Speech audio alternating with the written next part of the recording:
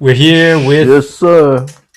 DJT from Japan, originally from Osaka, but now living in Tokyo, if I'm not mistaken. 9 years now. Nine Yeah. years now, yeah. DJT is one of the legendary DJs of Japan, and we're really happy to have him here and to share his history and his knowledge on DJing, breaking, hip hop culture, and Japan too, and Japan's perspective, and your personal perspective too. So really big honor to have you here. Thank you. It's honor. Yeah.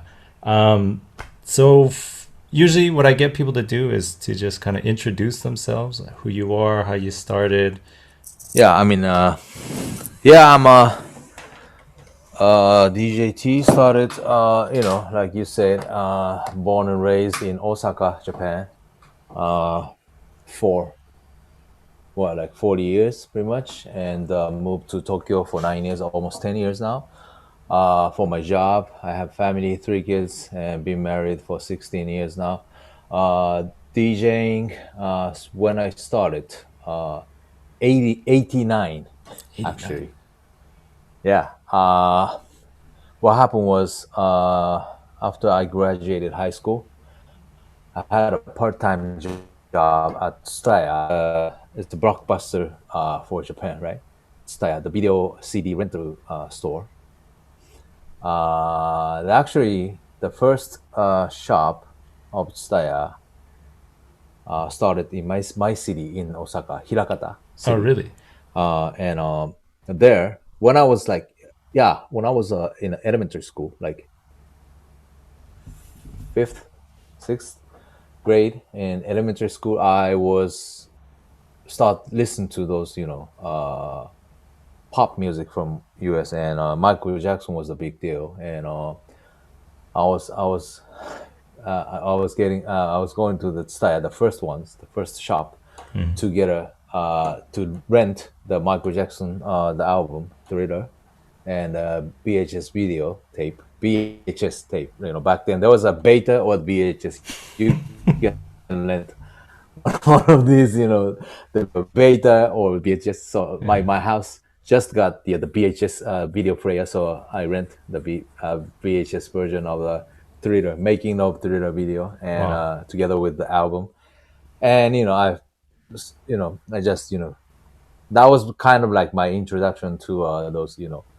That was a pop dance, but later on I studied, and the guys who was danced with the Michael Jackson was the Popping P and Skeet, Sugar Pop and them, Popping Taco, those EB guys. So I learned way after, but anyway, that was my first introduction. Then I like I said, when I graduated high school, I got a part-time job at the Tsutaya as well. Not the same store, but they launched the second shop nearby.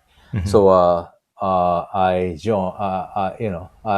sent my resume. I mean, now not CV, not CV resume. I don't know. Resume, I yeah. took the interview and from Staya, and I got the job, and I started working for Staya as a part timer. And I like movies, so I thought I was going to be in charge of the video section, but they put me in the CD section. So that was the whole the culture side of DJT started, right? So before then, I was a soccer player, and I took it pretty seriously. And my older brother, I have a brother 7 years older, brother, big brother, and he was a Olympian. He was a national team member of the handball Wow. team member for Japan, and he did the Olympic for in 1986, I don't know, Seoul Olympic. I don't know, Wow. 86, I guess. Anyway, my family is really like sport dedicated family. So I play soccer for like pretty seriously. But after I started part timer at Staya, and I start to learn those music, the all different kinds of music. And one of my senpai, what's senpai in English? Mentor? It's like just there's no word for it in English. Right. But it's But just like the someone who is older than you or right, your right. senior Older, like or that kind of thing. 1 year older, and Yeah. he started the part time like half month before I started. So he's the one who really teach how to work, how how to work at the CD section, right? And his name is Tanizawa, Mr. Tanizawa, and he is the one who had this turntable set, and he introduced me to this whole like mixing, cutting and mixing. And one day we went for a drink, and after we drunk, we went his place, and he showed me, you know, his turntables, right? And he started mixing music A to music B. Back then, I remember he was playing like the record he was playing was like some hip hop, like from late '80s to that was '89. So I think what I forgot, but yeah, I mean he showed me Yeah. how the system works, Yeah. Yeah. and I was like bugged out. Like I was like that moment I never forget. Like I was like, wow, this is something I need to get. I mean I need to get it myself. I Yeah. said Yeah. right, and from next day I economized my money and cut my lunch and stuff and start saving my money from part time to buy a set, the two turntables and the mixer, and I got them 89. Like I was like October, I guess, but I forgot when exactly was it. But yeah, autumn seasons of '89. That was when I bought my first turntable set. Wow. uh, Two turntables with me, and I never bought buy the new ones. Mixers, yes, I buy like many mixers, but the turntable is the original turntable that I keep from the day one. Still, Wow. I have it upstairs in Tokyo crib. So yeah, that was how I started DJ. And when I started, there was no b-boy battle event or like b-boy jams even. Uh, all you can get is like you can get to play like the latest hip hop play at the clubs and stuff. But I was like really like small. No, I have no name, so I didn't really get the chance to spin anywhere. And but my mentor, he's my mentor, the Machine Harada, who started the Dance Delight. He asked me to DJ at his event called True School. It's a like small showcase dance competition type of Right. event happening once a month, something like that, in at the small club. So you get like you have like dance crews, whatever the genre is, b-boys, hip hop, rocking, popping, whatever. You put together a crew and they do the showcase, like pretty much like 3 minutes showcase, and the judges will pick the winner for the day, stuff like that. That's a small like dance competition. And in between the break, I get to play some, the songs for the b-boys. And Machine asked me if I want to pray, and I say yes, and then I started pray at this True School event, DJ break time. And when I start spinning like some b-boys favorite songs, and the local b-boys in Osaka start getting down, and that was kind of like stuck within this event, and everybody was the b-boys getting together, start to come into this event more without entering the actual competition, but just for having fun in the cipher Wow. while I'm playing. That was kind of like really first like my DJ like journey, I guess, as a like so-called people call me as a break DJ, but in like in wider meaning, I consider myself as a hip hop DJ, but I play more tracks which b-boys are likes, or you know what I'm saying, right? Yeah. Yeah. So anyway, that was my kind of like first step as a DJ in Osaka. Wow. Yeah. Um, Sorry, maybe I speak too long now. no, no, no. I don't know about the people listening or watching, but I like those little details and I like the stories, and Oh, that's like that's part of why I do this, because yeah, it's like I like hearing the story behind it, and like the deeper story, all the little details of who was there, who did you meet, who taught you, little details like yeah, you still have the same turntables that you had from the beginning, yeah, stuff like yeah. that. Yeah, I'm So very yeah, curious. Oh, go ahead. Machine Harada-san is like he's been holding the breaking from day one in Osaka to me. He's a leader of the Angel Dust Breakers, and I mean he's throwing his event Dance Delight, and still he does. Yeah. I mean him and his company does. So there's a long history in Osaka, and the important part of the dance, urban dance culture history side is the machine is the one who's really contributed. Yeah, I know Dance Delight is even before I moved to Japan. That was one of the events that I always heard about. It was like that and Old School Night or whatever.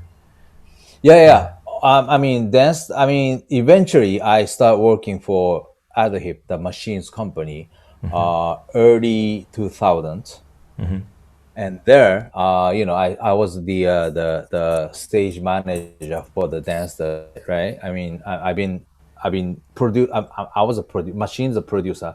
I was making sure everything is in place, and the execution side. I was the person who actually was in charge of the dance night. Then the old school night actually started the conversation between myself and machine. Like machine thought it's good to have me as a DJ more for the local b-boys, and we started this event called B and B night, or B, just B. I forgot which one is it, but B, and then we keep exchanging our opinions. Then old school night started, because I'm the one who really loves old school music, and the machine asked me to maybe we can start the old school night as including b-boy battle. And in the first ones we had like locking, popping, but we didn't really battle in popping and locking. We didn't have battle in popping and locking. That was just a showcase, and the breaking was the only one who was battling. So the old school night actually came from Machine San and pretty much myself and a couple of other colleagues who was at the company.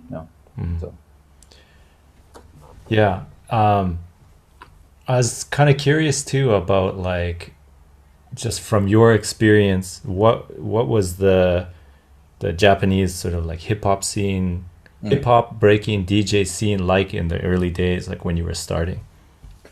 I mean, like the biggest difference, I guess, the compared to the what it is now and back then was there was no battle event, right?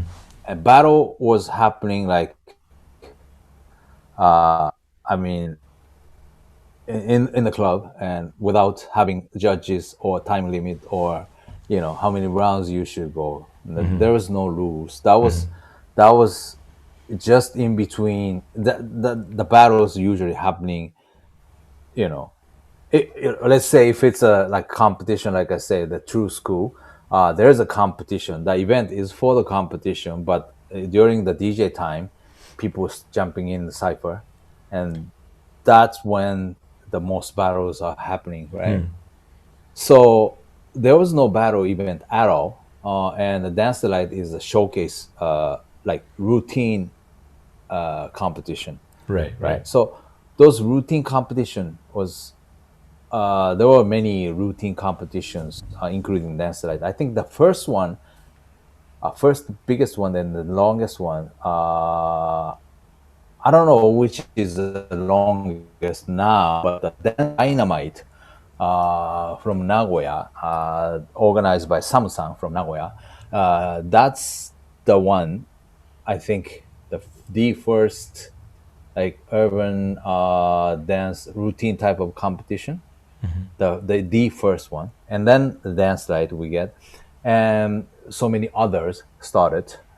Tokyo, Osaka, everywhere, but there was no battle competition event until old school night. I would say there should be some like smaller, like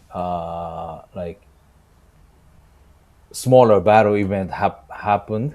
I guess, I think, but I can't really remember the name of the event. So Right. to me, I think old school night is the one who really set the standard of the battle format Right. here in Japan, I guess.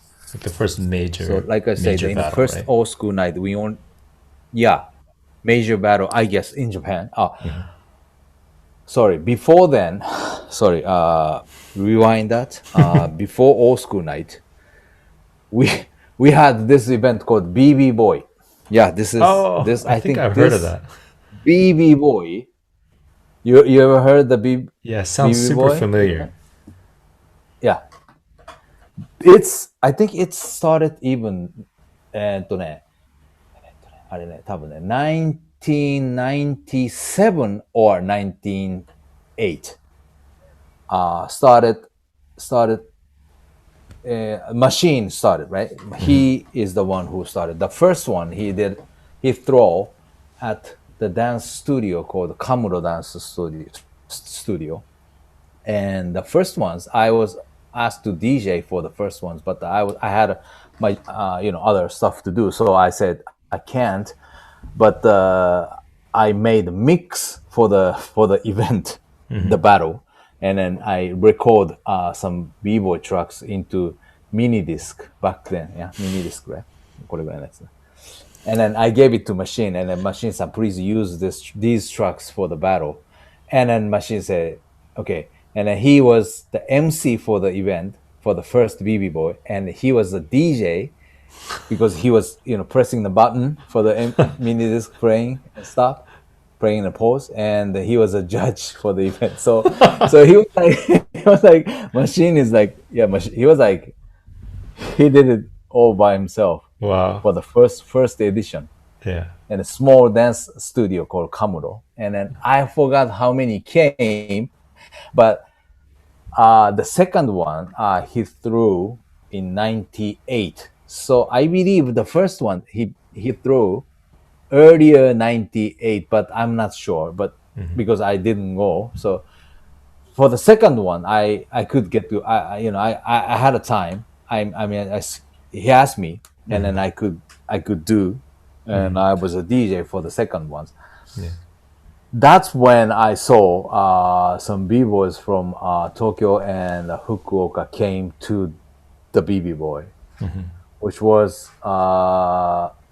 Tsuyoshi from Spartanic Rockers and Joe from Spartanic Rockers, rest in peace. Lunch from Waseda Breakers, and I think Wakatake was there, Asami was there, and Kosuke from Fukuoka, he was there, and Kyo, I guess, from Fukuoka, he was there too. And those, b-boys from outside of Osaka heard about the b-boy is happening, and then they came, Right. and they were like, kind of like, it's happening in Osaka, and the local b-boys thought it's going to be only for the local b-boys, but Right. it was a really good surprise, and that was, I think, for me, that was for my generation, I guess that was the first like really exchange between the b-boys from Osaka and the b-boys from outside of Osaka. Because Ah, in Osaka, we had the guys from the crew called the Bronx, Kaz, Toru, right, right.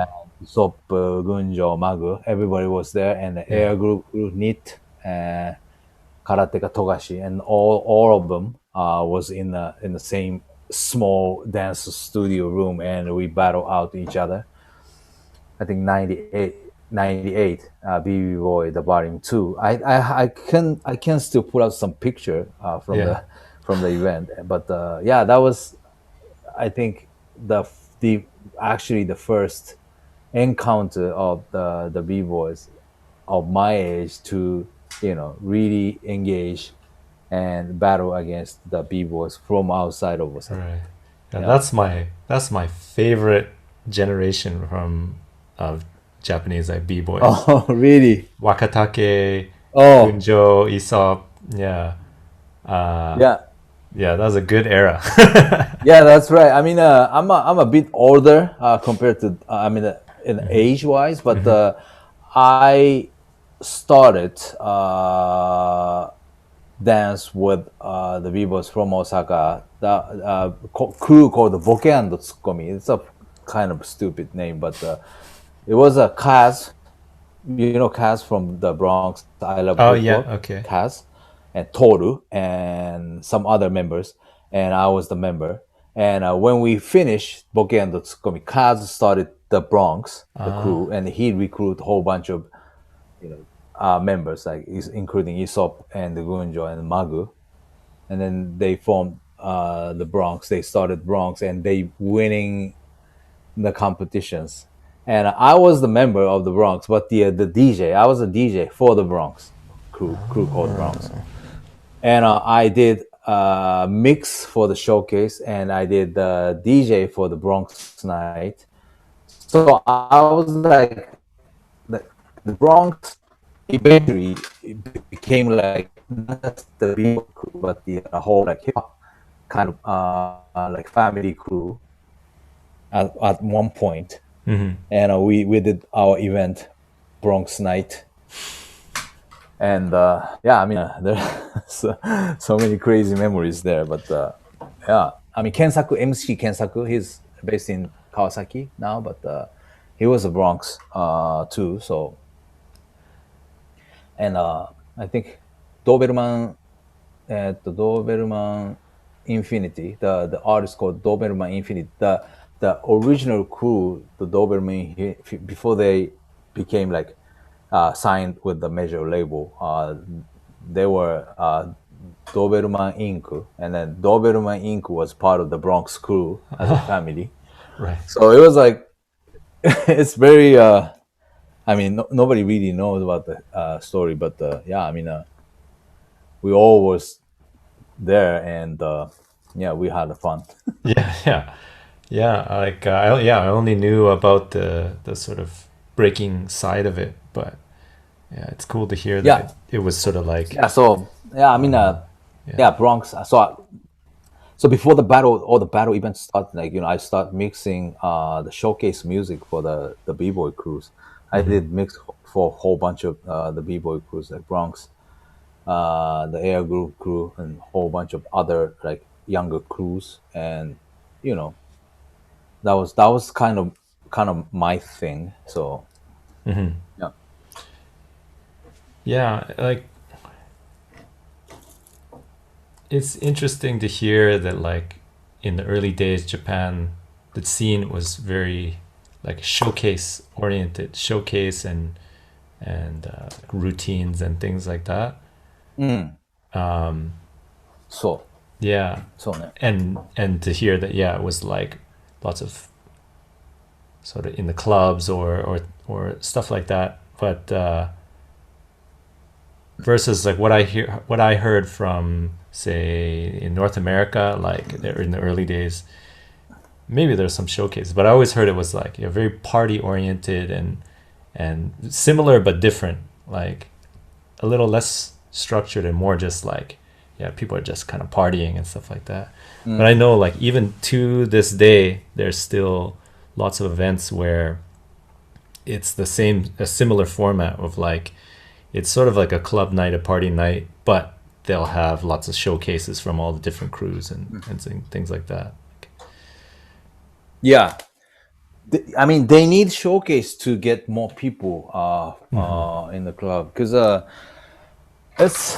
I mean, after I don't know how to really describe this, but without having those like the like highlights in the inside of the event, you get less excitement. That's what people see from the event or the Yeah. when you say like okay let's do a jam, let's throw a jam, and people nowadays, most people like what's going on, what's happening, jam, okay, who's performing or who's battering, you know no when you try to explain to them like no, it's a jam, so there's no like battle or showcase or anything, just enjoy the music.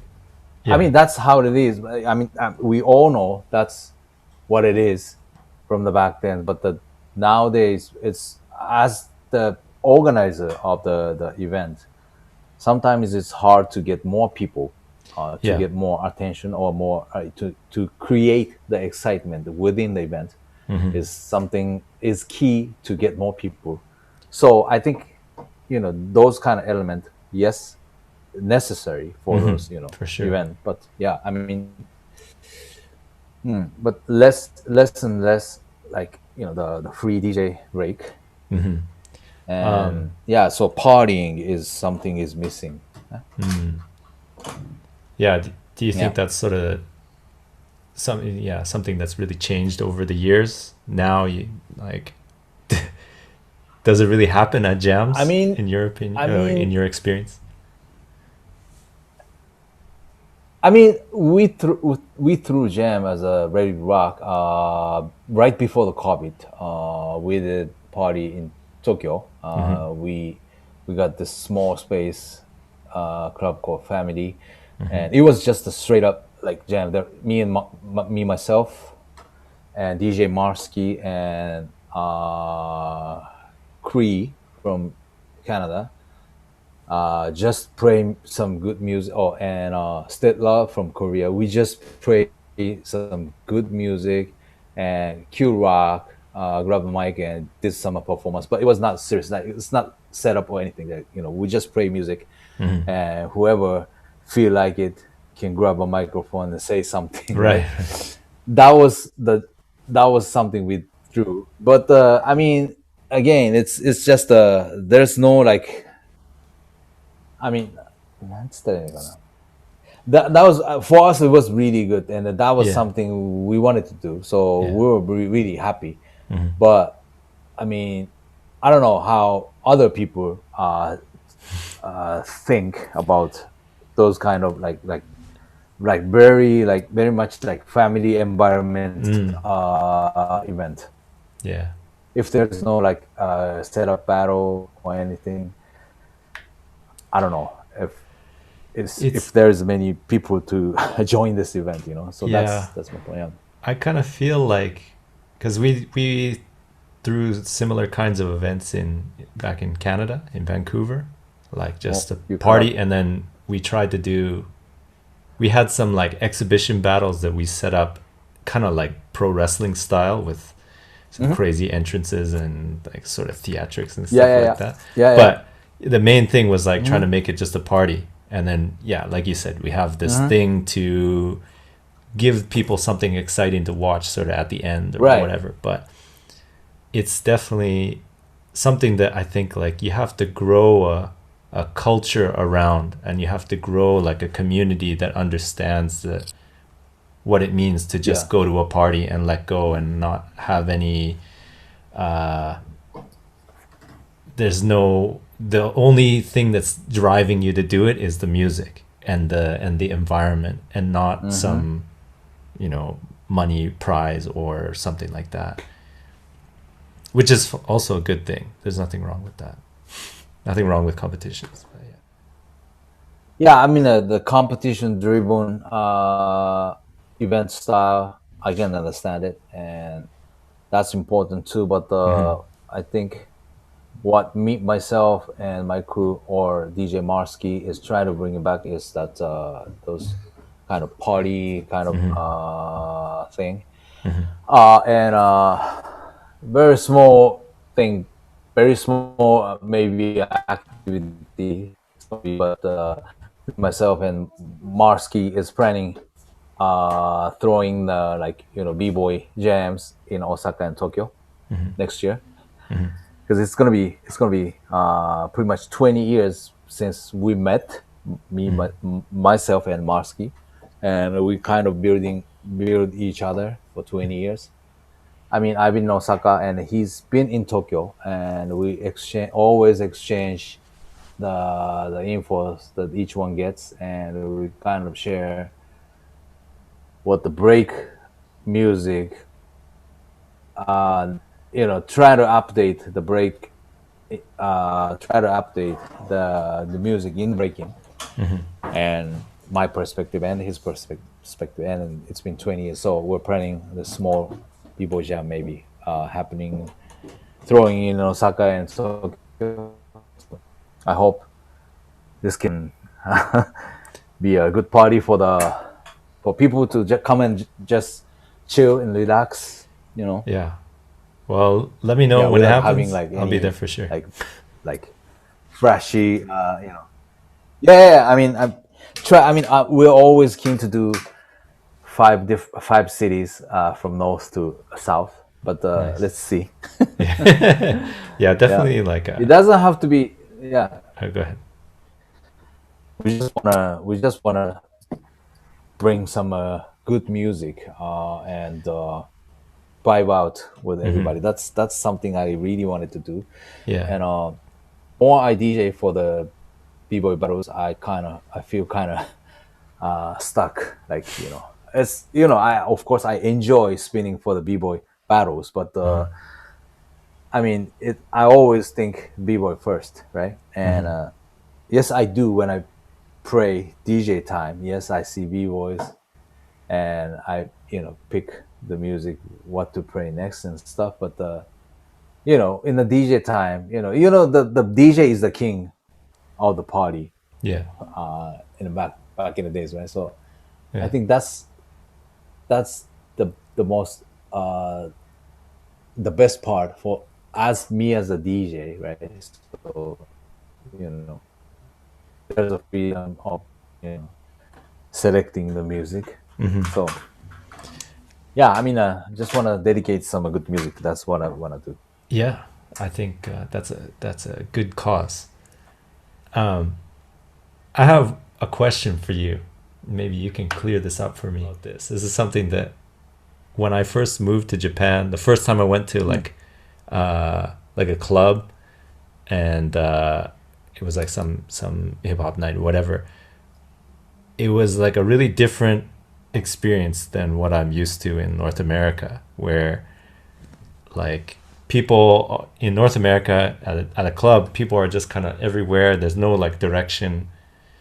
People are just dancing wherever they want. But in Mm. when I went to Japan, everything was like Uh focused towards the DJ, and like it really tripped me out. huh. Face dance, face. Yeah, everything was like everyone was Wow. like watching the DJ like it was a performance almost. Not everyone, but like a lot of people. Oh wow. And Yeah, I mean, okay, okay. yeah, I and kind of understand. Yeah. it's not all the time. Like I've been to some other events where it's more of a party, but there's still a lot of people who are like really focused on the DJ and like I don't know, they're respecting the They performance or dancing something. or just Just or standing, they just watching the just DJs. watching, right? Okay. Yeah, Standing right in front of the DJs, right? yeah. And like I don't know. I don't think there's anything necessarily wrong Wakaru. with that, but it was just like kind of culture shock. Not culture shock. Yeah, culture shock. A bit. Yeah, wakaru. I totally understand. Yeah. It happens, yeah.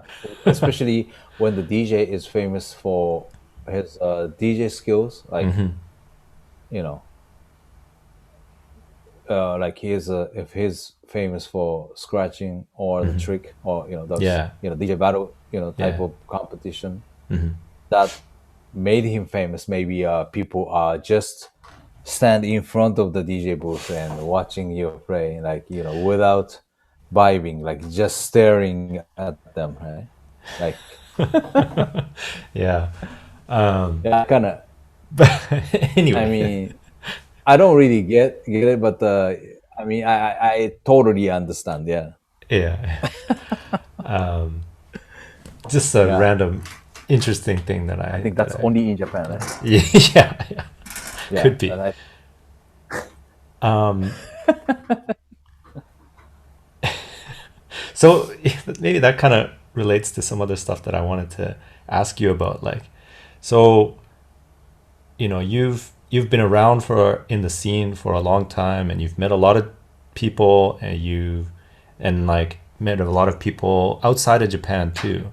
I. And I'm assuming you've traveled around too outside of Japan as well. Mm-hmm. Yeah. So, in your opinion, like, well, okay, Mm. there used to be this idea of like regional differences. Like, this was sort of maybe, a New York sound. This is a Cali sound, like a West Coast sound. This is a Texas sound. This is a, Germany sound, a Japan sound. What do you think, in your opinion, makes the kind of Japan or Osaka sound or Tokyo sound? What makes it unique? If you even think it is unique. 難しいな。 Yeah. Kind of. You mean how DJ play music, or Yeah.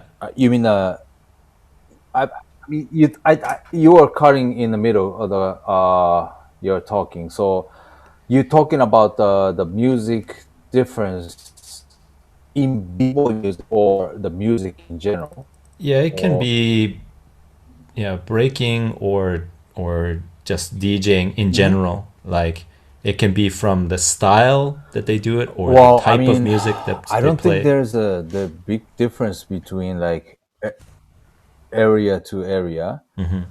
But for me, when it comes to music in breaking, I look up to Lacey, the James Lacey, rest in peace.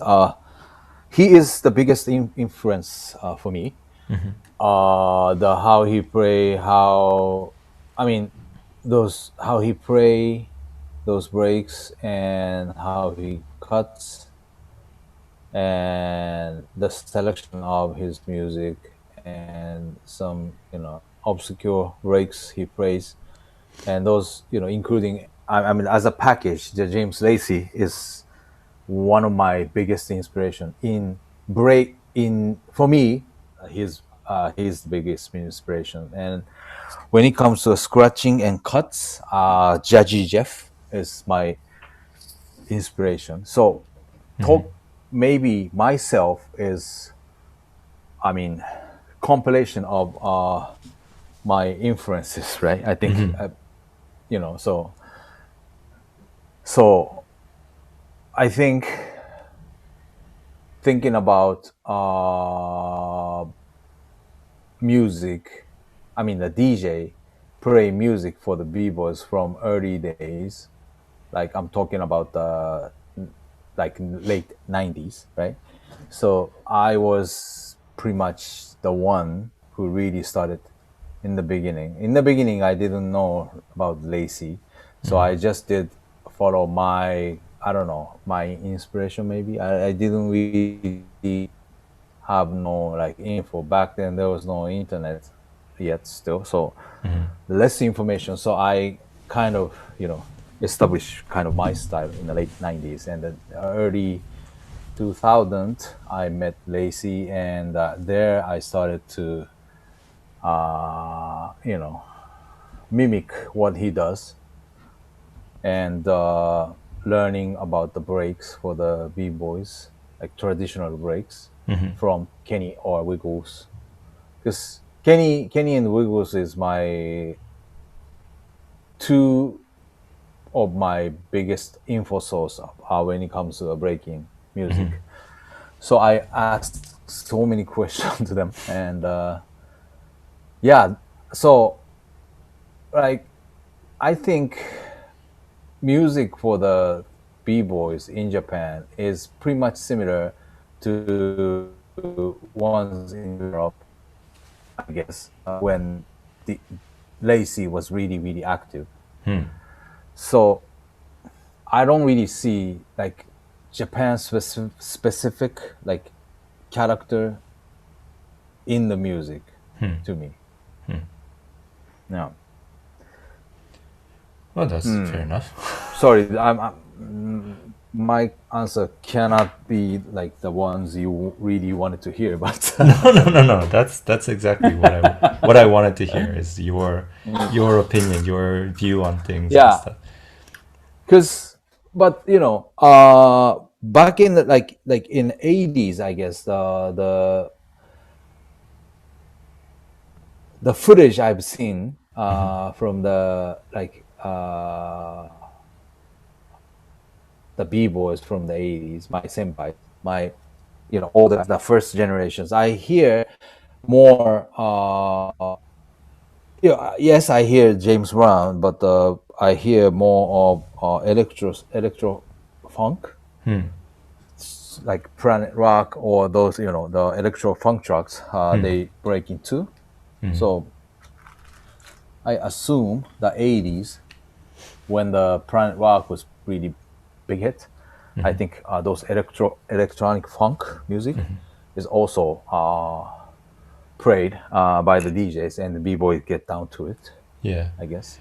Yeah, like I know it's always hard to, you know, kind of characterize an entire Mm-hmm. country with like one Mm-hmm. sound, right? Because there's so many Yeah. different people and they all have their own approach and way of doing Right. things. Right. But I was just curious, yeah, if in your Mm-hmm. opinion there was any kind of like sound or anything like that. Yeah. Yeah. We have a longer history in Japan, and in the early days, we didn't really have a like right info source. There was what happens in the U.S. doesn't really translate it to Japan, because back then less people understand English. I think so. Some there should be a lot of lost translation happening, in between, the history, telling those stories maybe. So nowadays, I'm able to ask questions directly to those OGs, like Yeah. Wiggles and Kenny's and everybody. So, and there they can teach me like what kind of song they've been the DJ's been playing back then, and pursuing the what was happening back then. And with our filter, we try to you know do the same, what was going on in our filter Yeah. through our lens. So I think, yeah, Yeah. basically basic should be the same, I guess. Well, like Sorry, I don't know what the hell I'm trying to say now. But, it's all good. my brains are dead now, yo. Just yeah, like one thing that I noticed when I came to Japan, and like of course it's not everyone, and it's not every jam, and it's not every DJ, but it's just this was just my feeling at the beginning when I first moved here, or when I first went to events here, was not all the DJs, but some of the DJs, it was like they had a very like traditional sound. Like the kind of music that they played was like a lot of the classic tracks and things like that. Whereas maybe at that time, Uh-huh.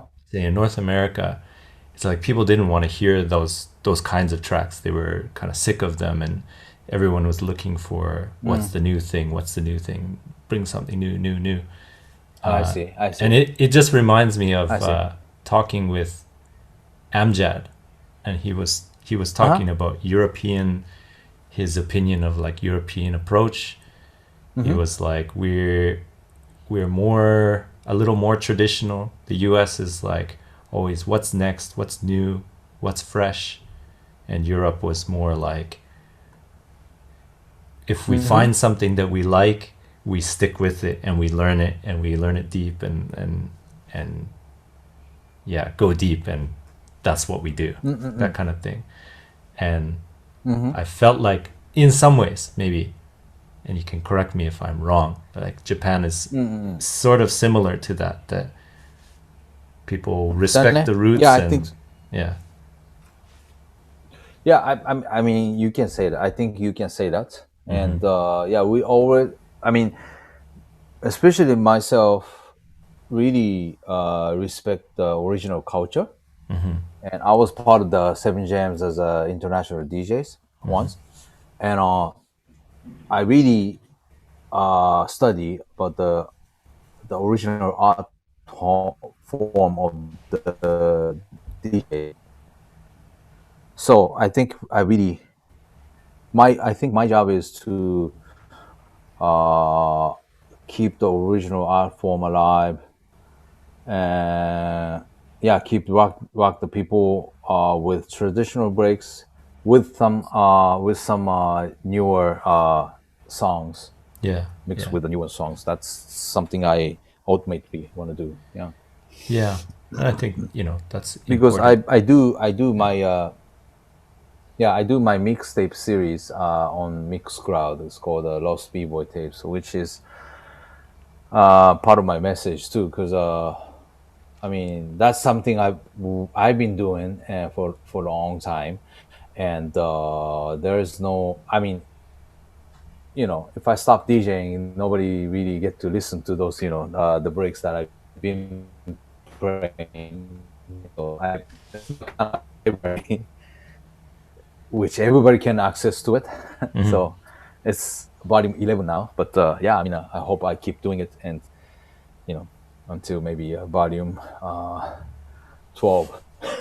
Maybe. But yeah, everyone should check it out. It's good Yeah. stuff. I get down to it Mm. sometimes. Yeah. Thank you. Yeah.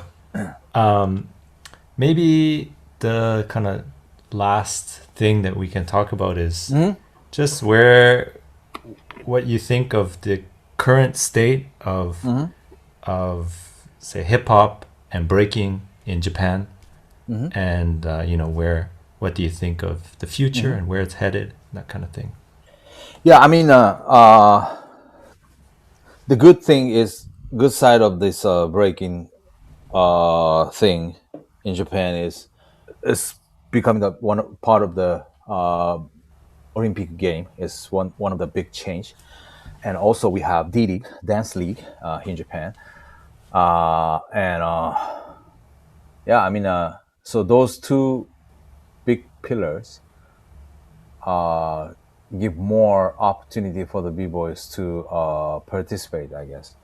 Uh, yes, it's more, especially for the Olympic ones. Yes, it's more like sport rather than culture.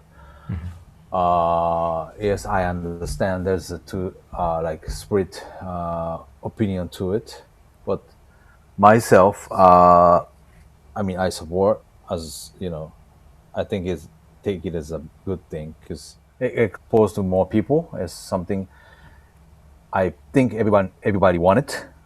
So I think it's a good thing. I take it as a good thing, and I support. Especially my man Katsu is doing his Olympic Committee thing in Japan, so I support him.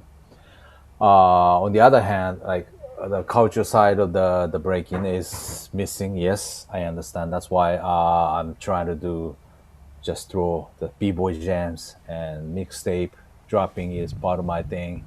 Yeah.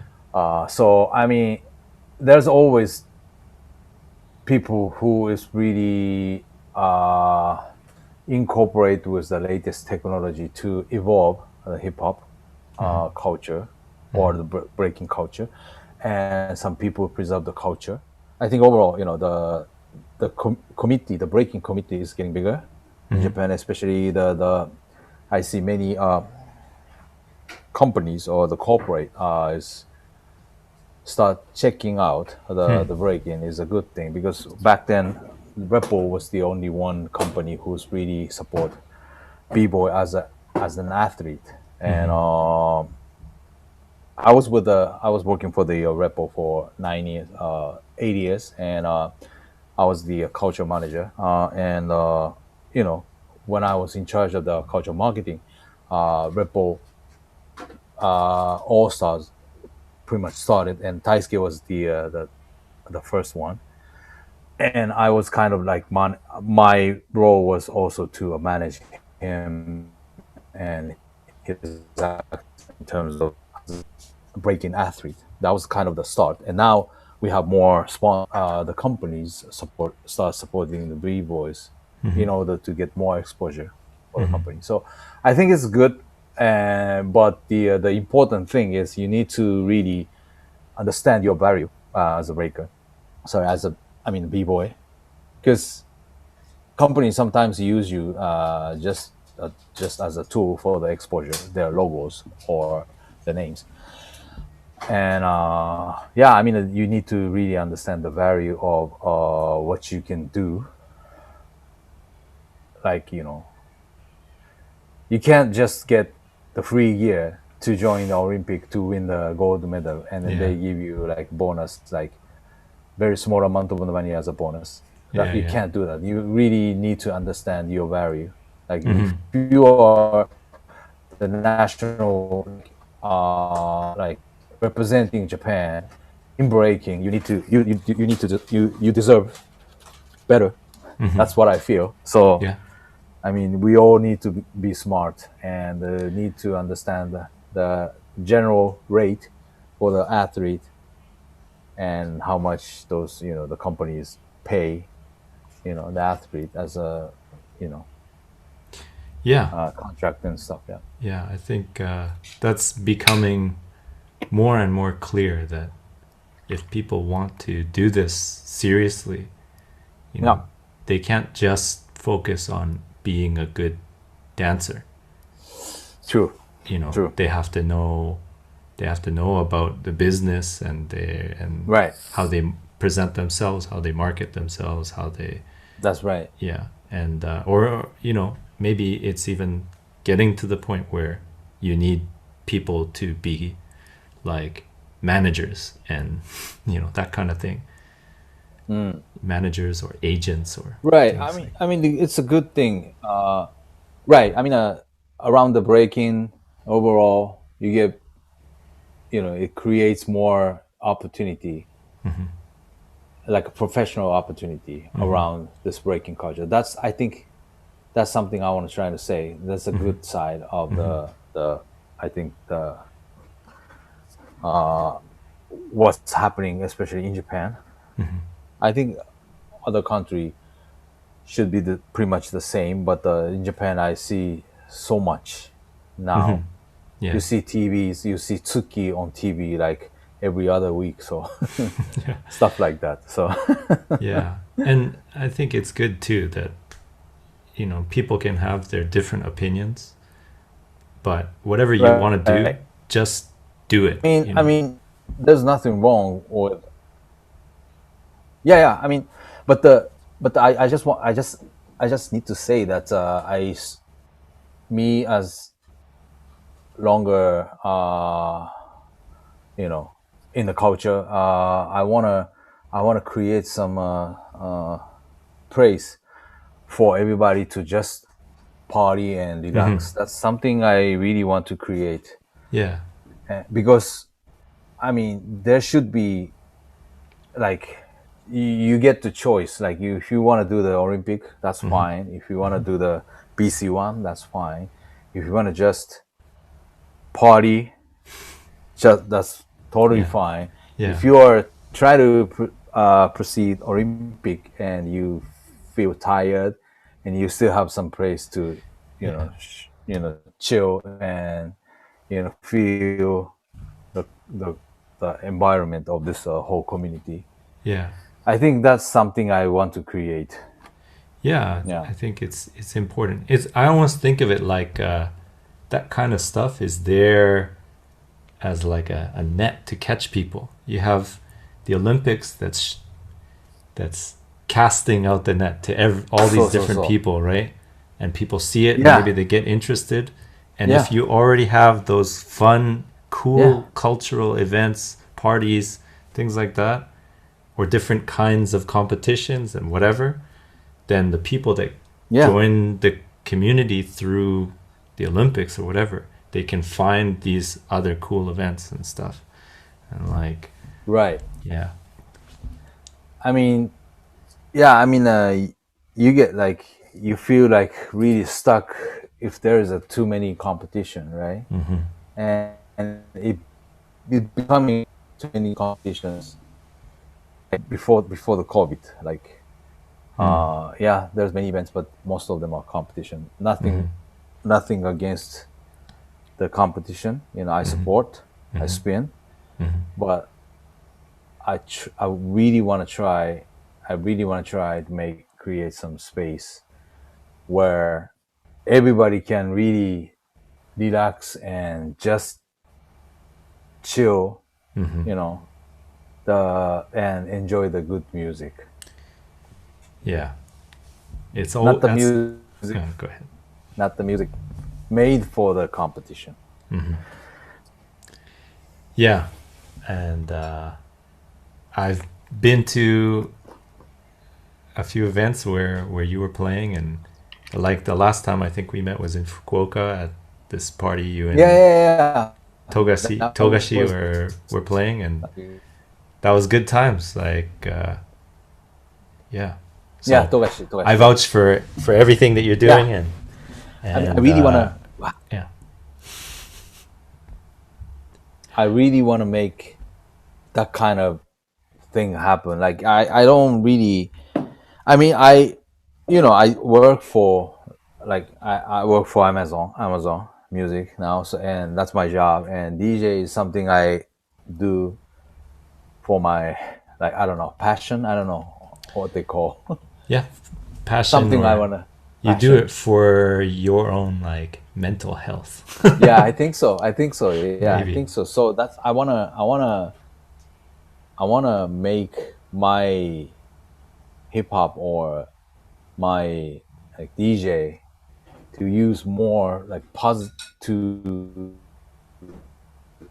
to spread more for people. That's something I want, really. So one method should be the event, like free event. Everybody can come and just enjoy the music and bring your family type of event. That's something I'm really looking forward to. So I think when those events happen, when you have your next event, we're all going to be looking forward to it, and hopefully during that time more people can come to Japan and check it out, and just vibe out and have fun. It's been, for me also, haven't gone outside for 2 years, right? Last time I was in Taiwan, Taipei, like December of 2019, 20. Wow. I forgot, 20, right before the COVID, anyway. So that was really good, and that was outside.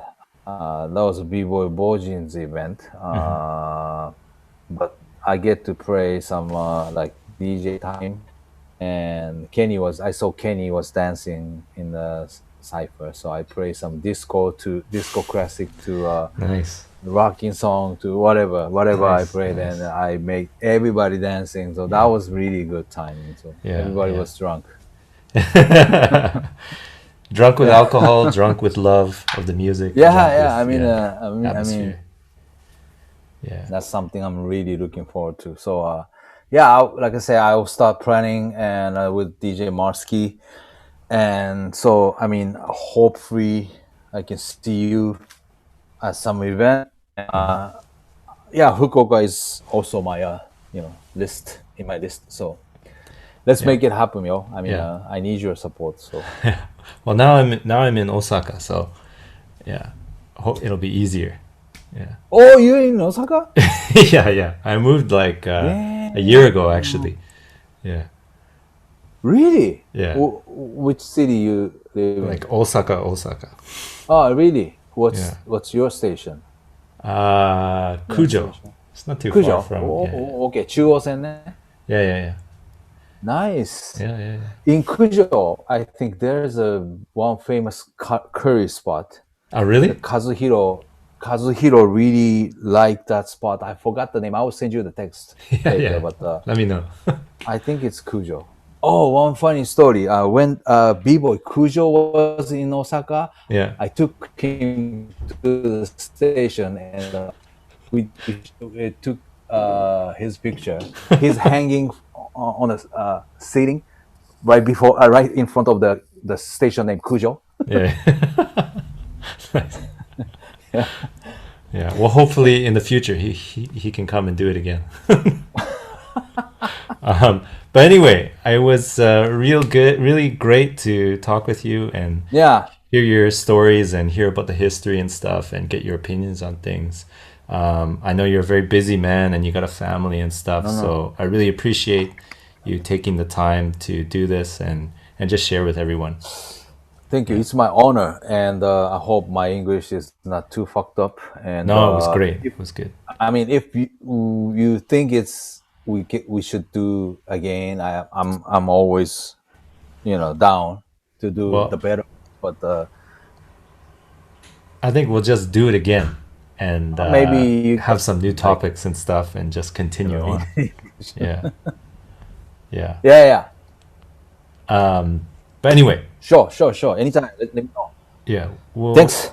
we'll wrap it up now and Arigato. thank you so much, T, for just taking the time. Thank you everybody Arigato. for listening and watching, and we'll catch you in the next one. Peace. Peace.